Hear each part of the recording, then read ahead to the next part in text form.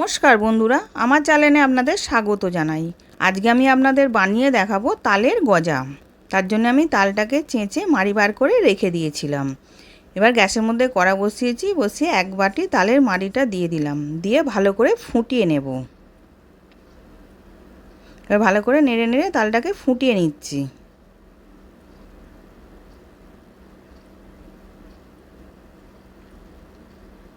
এবার ভালোভাবে ফুটে গেছে।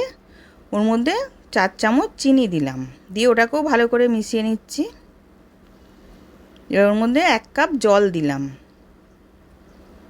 দিয়ে ওটাকে ভালো করে নেড়ে ফুটিয়ে নেব।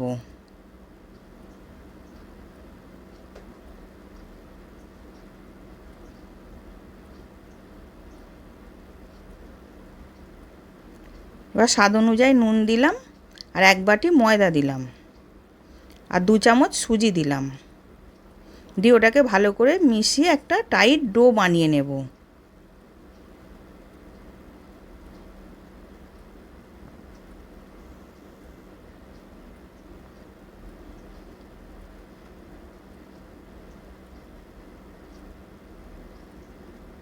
এবার টাইট ডো হয়ে গেছে, এবার আমি নাবিয়ে রেখে দেব। একটা ডিশের মধ্যে তেল মাখিয়ে নিলাম, নিয়ে ডোটাকে ঢেলে হাতে করে আমি চেপে সমান করে নিচ্ছি। অল্প গরম থাকতেই করতে হবে, নালে শক্ত হয়ে যাবে।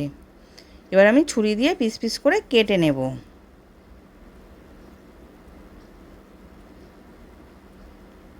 এবার প্রথমে লম্বা লম্বা করে কেটে নিলাম, এবার চৌকো করে কেটে নিচ্ছি।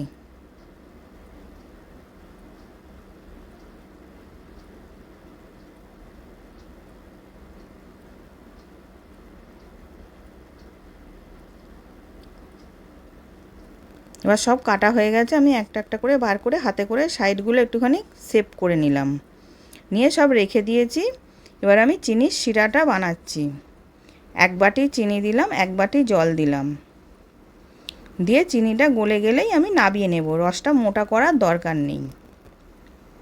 এবার ওর মধ্যে 2টো ছোটো এলাচ দিলাম, দিয়ে ভালো করে চিনিটা গলেও গেছে, ফুটেও গেছে। এবার আমি নাবিয়ে রেখে দিয়েছি। এবার কড়ার মধ্যে তেলটা গরম করতে দিয়েছি, তেলটা গরম হয়ে গেছে। এবার তালের গজাগুলোকে আমি দিয়ে ভেজে নিচ্ছি।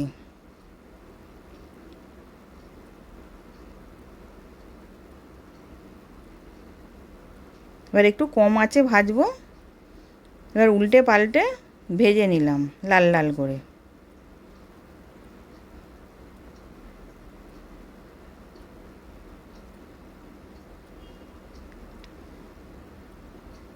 এবার ভাজা হয়ে গেছে, আমি তুলে নিলাম।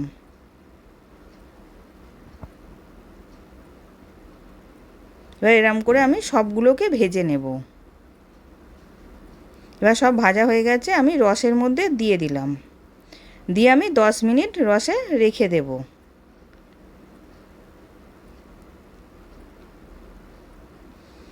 এবার রস থেকে 10 মিনিট পর তুলে নিয়েছি, সার্ভ করার জন্য রেডি। আশা করছি ভিডিওটা ভালো লেগেছে। আমি হাজির হব আর এক নতুন রেসিপির সাথে।